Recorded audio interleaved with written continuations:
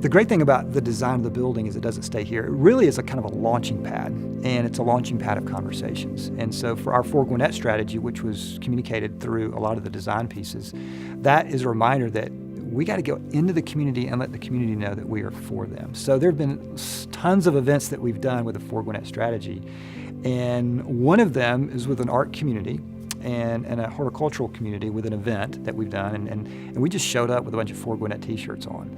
And then it was such a successful event, then when we moved into the building, we have some imagery of that event here as part of our design. And now it's become an event that we don't really sponsor, we just kind of show up, and now we have hundreds of people that show up at this event every year. But the reason I love that event is that it not only showed up in the design here, but it also reminds us, if we're not having new pictures show up, then I think we may have gotten a little stale in our strategy. And so that's one of the things that we're talking about. How do we keep this design alive? And that's one of the great things that Aaron has helped design, is a lot of these pieces are interchangeable. And it's still, the design, it's a grid in a sense that it's still there, but we can replace things as we go along. It's kind of a living, breathing kind of a thing. And I love the fact that as we do events, that we do a community events that in here, and it's not necessarily a church event, but it's a community event. They're walking in, and as they walk in, they go, "Oh, this is the For Gwinnett." I mean, some people refer to us as the For Gwinnett Church, which is fine. "Oh, I saw that at this event. I saw this at this art place. I saw this at this event." We've done a lot of concerts out in the community. So when we have events here that aren't necessarily church-wide events, the building's still speaking. The design's still speaking. It's not silent. Anytime someone walks in here, mission and vision is being, breathed into people, and they carry it away. And we feel like we just plant a seed and then see how it grows from there.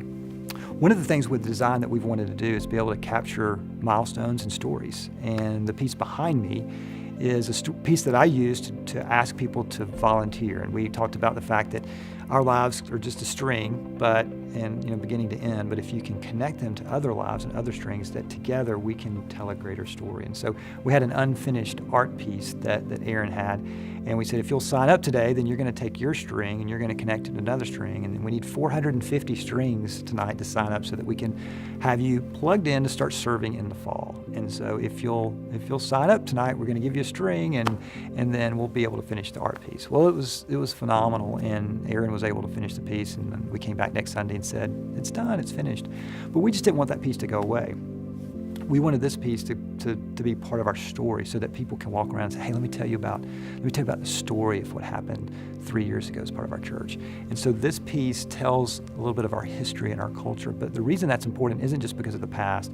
It's important because of the future. And we want people to go, but we still need people to sign up. So will you join us in the story? So these design pieces are able to do that. And we've got other design pieces to talk about what this land was. We gave these little jars of dirt, and we have a design piece that shows that piece of jar with dirt, and we had actually people pray over it in their home. We gave them these little jars.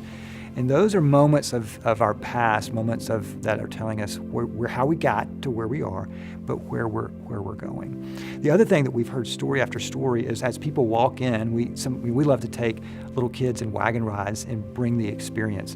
And so as they walk in, what we've heard over and over and over again is, I feel welcome, I feel invited, I feel like I'm home.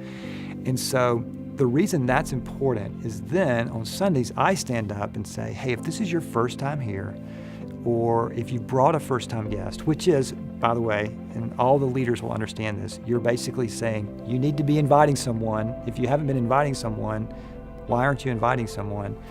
Then come to the gallery today. So then I'm able to go out to go to the gallery, and we call it that, kind of an art gallery feel. It's kind of a fireplace feel, but the reason we wanted to do that is we wanted to interact with people. And so these are the moments where I get to hear stories such as, not only is this my first time at this church, I've never been in church my whole life. People coming back to church, and people saying over and over again, I feel so welcomed and warm today being here, I'm gonna take a next step.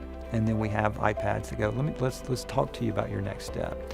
And so that just doesn't magically happen. It happened from the parking lot, and as they walk in, they see the tree sculpture, or they see kids in wagon rides. All that is, people are thinking, now all that's part of the design, thinking they expected people to show up today.